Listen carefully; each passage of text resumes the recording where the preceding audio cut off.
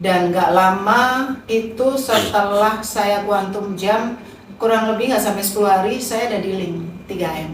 Wah, 3M, dealing 3M ya. lebih dealing lagi 2 kali pokoknya. Itu nilainya hampir 5-an. Itu tuh apa tuh? Kos-kosan. Kos-kosan. Kos-kosan ya? Iya. Memang bergeraknya di bidang Di kos-kosan? bidang kos-kosan. Itu sebenarnya saya dapat 2 benefit sekaligus. Jadi dari praktek quantum jam QG ya, sama sending love. Saya sending love ke teman-teman lama yang sebenarnya dulu tim saya yang di properti juga. Tiba-tiba dia menghubungi kita gitu. Di tim saya tentunya manajer saya yang dihubungi dan dia closing 2 case, 2 unit. Kan efeknya di saya tentunya foundernya. Benar dong. Gitu. Dan jadi saya dapat 2 benefit sekaligus, itu terrealisasi plus dapat relationship lagi gitu. Dan sampai sekarang akhirnya hubungan itu membaik.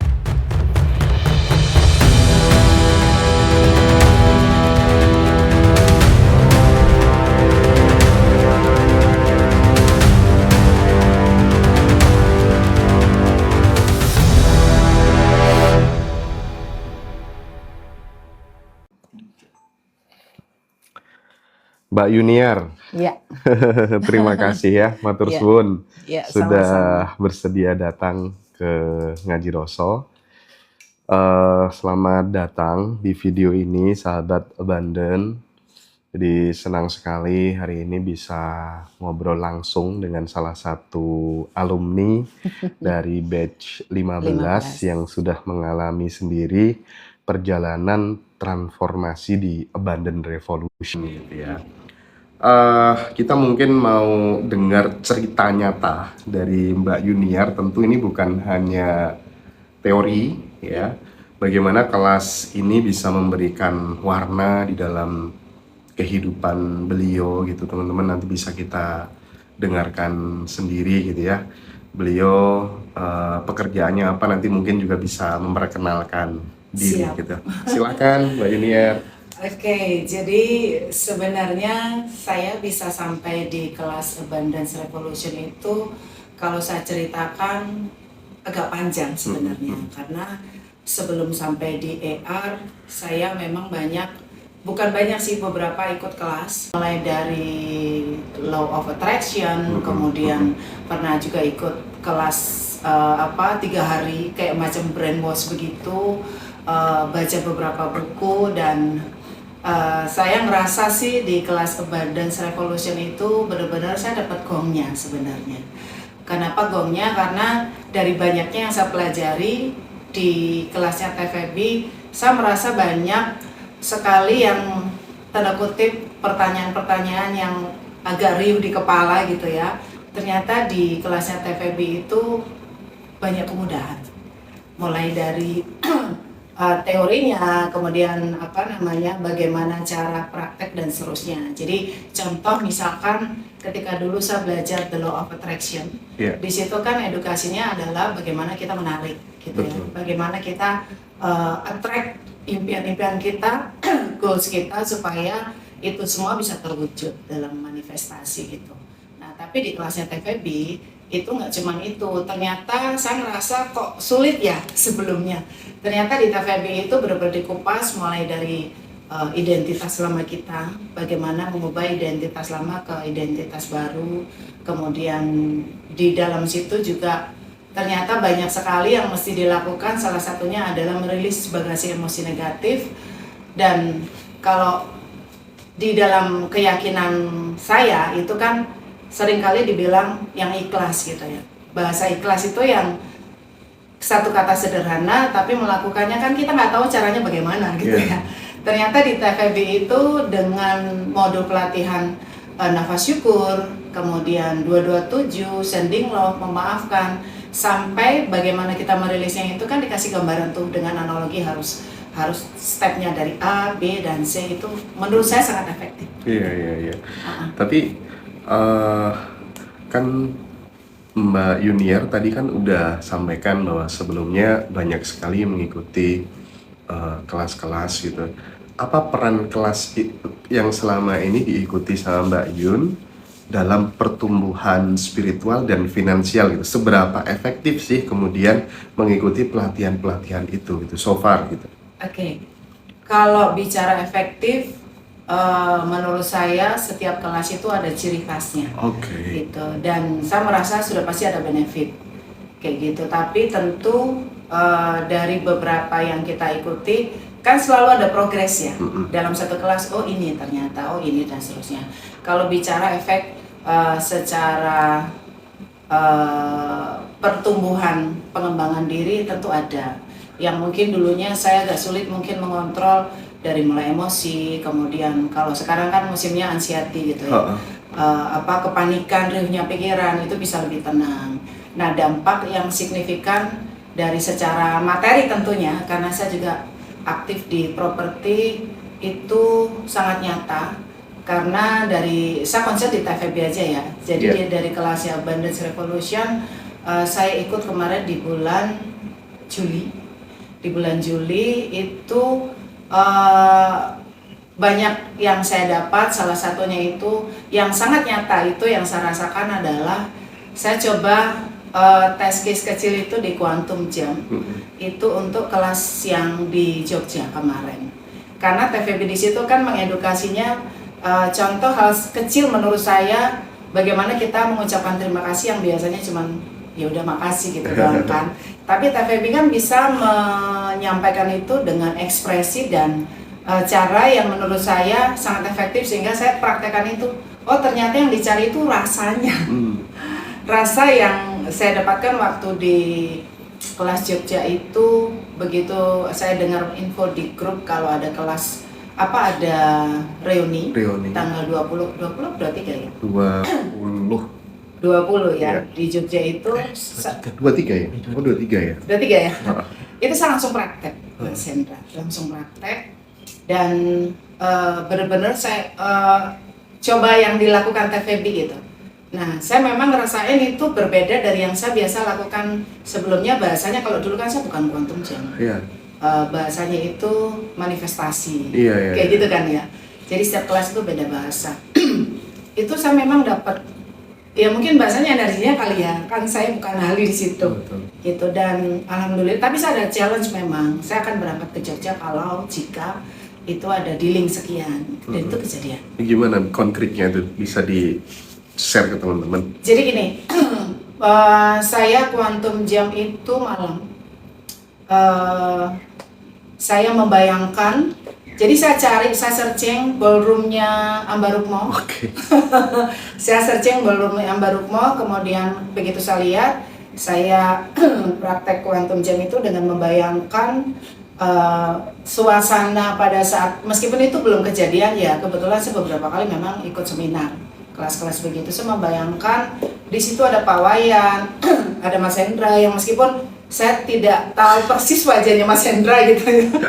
Karena kan saya lihat sepintas waktu di Zoom, di kelasnya Zoom-nya TVB itu cuma sekilas doang karena saya agak telat waktu itu. Kemudian saya bayangkan saya duduk di kursi kedua, di round table yang meja kedua. Dan saya bayangkan suasananya waktu itu, saya berasa ada getarannya memang, ada getarannya. Dan nggak lama itu setelah saya Quantum Jam, kurang lebih nggak sampai 10 hari saya ada dealing 3M. Dealing 3M ya? Lebih dealing lagi 2 kali pokoknya. Itu nilainya hampir 5-an. Itu tuh apa tuh? Kos-kosan. Kos-kosan ya? Iya. Memang bergeraknya di bidang kos-kosan? Di bidang kos-kosan. Itu sebenarnya saya dapat 2 benefit sekaligus. Jadi dari praktek Quantum Jam QG ya, sama sending love. Saya sending love ke teman-teman lama yang sebenarnya dulu tim saya kan memang bergerak di bidang pemasaran ya, selalu urusannya sama tim-tim gitu, karena saya dulu juga di Indonesia Timur, pegang Indonesia Timur gitu. Nah, saya sending love ke beberapa teman-teman ini yang dulunya itu tim saya, yang di properti juga, tiba-tiba dia menghubungi kita gitu, di tim saya tentunya, manajer saya yang dihubungi dan dia closing 2 case, 2 unit. Kan efeknya di saya tentunya, foundernya. Gitu. Dan jadi saya dapat 2 benefit sekaligus, itu terrealisasi plus dapat relationship lagi gitu. Dan sampai sekarang akhirnya hubungan itu membaik. Jadi Luar biasa sih, luar biasa banget. Dan satu lagi, pada saat di Jogja kemarin, saya kan makan gudeg nih, gudeg Sagan di situ. Pra-acara? Sebelum Ambarukmo. Iya, sebelum acara kan? Iya, sebelum acara itu saya makan di situ, kan saya punya teman di sana, dijemput makan. Kebetulan ketemu Bu Lina kalau nggak salah dari Padang. Bu Lina, oke. Iya, itu nggak sengaja. Nah, itu otomatis saya di situ ngebayangin ingin ya ngajak tim saya satu kantor untuk berangkat ke sini. Serius itu beneran. Dan pulang dari sana, alhamdulillah lagi, memang omset saya naik sih sejak ikut itu naik. Cuman saya tiap tahun itu kan pasti ngajak kantor untuk jalan-jalan. Nah, kemarin itu memang budget saya hanya cukup tanpa menginap, saya mau ngajak ke Semeru. Tapi saya memang ada kontribusi lumayan besar di satu developer yang untuk kos-kosan. Saya bilang sama beliau untuk nggak dikasih sponsor lah, kita mau jalan-jalan, kalau kasih sponsor saya ke Jogja gitu. Jadi hampir di injury time kemarin 3 hari lalu kalau nggak salah, saya ditransfer untuk jalan-jalan ke Jogja. Jadi tanggal 15 besok, tanggal hari Senin ya, Senin itu 15 ya, itu saya ke Jogja sama tim 3 hari. Dan itu semua efek dari AR. Oke, ini biar teman-teman AR apa tuh namanya kan menyimak semua ya. Mbak, aku sebelum kita kupas detail ya tentang bagaimana dalemannya AR nanti,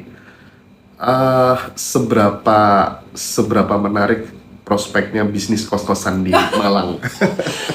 Jadi di luar konteks nggak apa-apa ya? Oke, nggak apa-apa. Jadi bicara kos-kosan memang kalau saya bicara di era sekarang itu luar biasa responnya untuk beberapa user atau calon customer yang ingin mengalokasikan dananya untuk investasi. Karena kalau kita bicara kos-kosan tentu ini salah satu pilihan yang tepat dan cerdas menurut saya. Karena kenapa? Kos-kosan di Malang itu adalah kos-kosan yang autopilot. Jadi ketika beli aset itu sudah lengkap dengan perabot. Mulai dari dipannya, lemari, sampai ke water heater, AC semuanya ada. Sampai ke spring bed. Kayak gitu. Kemudian kos-kosan di Malang itu ada beberapa tipe, ada grade A, B, dan C.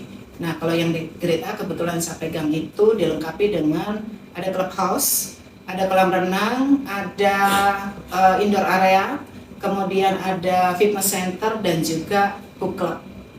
Jadi memang dikonsep untuk memenuhi kebutuhan style anak zaman sekarang yang saya nggak tahu pastinya ya. Kemarin saya dengar banyak anak muda sekarang itu dari 100% tuh hampir 25% kena sakit mental.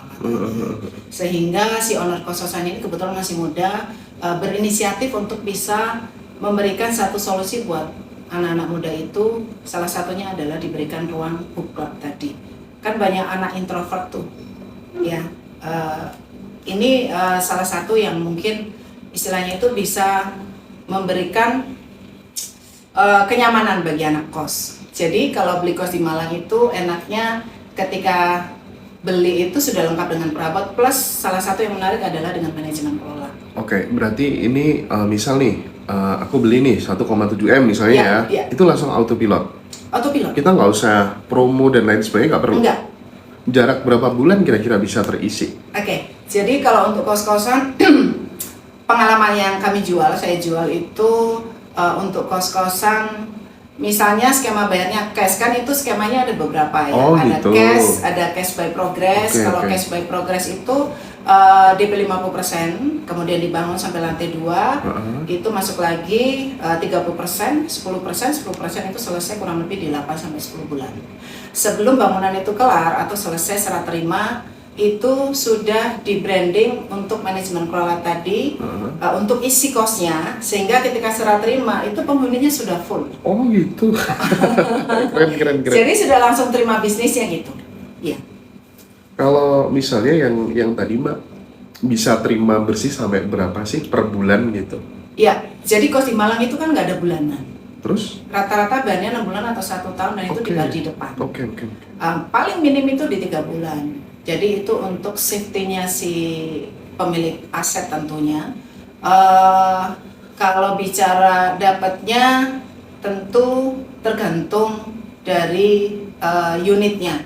Jadi kalau mungkin di daerah lokasi titik yang di grade A itu rata-rata di atas 3M, itu harga kamar per kamarnya di kos itu di 2 juta lebih. 2 juta 250 misalkan, kalau let's say katakan 10 kamar berarti 20 juta ya satu bulan, tinggal kali 12. Kemudian kalau manajemen kelola bisa 20-80. Jadi udah jadi passive income. Wah, menarik. Secara nilai aset pasti Iya, bertumbuh ya. Iya. Tanah yang SHM landed bukan apartemen, Iya. itu sudah pasti ada kenaikan harga, kemudian tiap tahun dapat duit tuh. Gitu. Ini teman-teman yang ingin melipat gandakan penghasilannya, salah satunya bisa lewat bisnis kos-kosan dan Siap memang bantu. sekarang lagi happening banget kan Ya, ya, lagi bisnis happening. kos-kosan itu ya. Betul. Dekat kampus apa sih Mbak kalau boleh tahu? Di Malang itu yang pasti dekat UB, Oh, dekat UB, dekat UMM, Poltek, Unisma.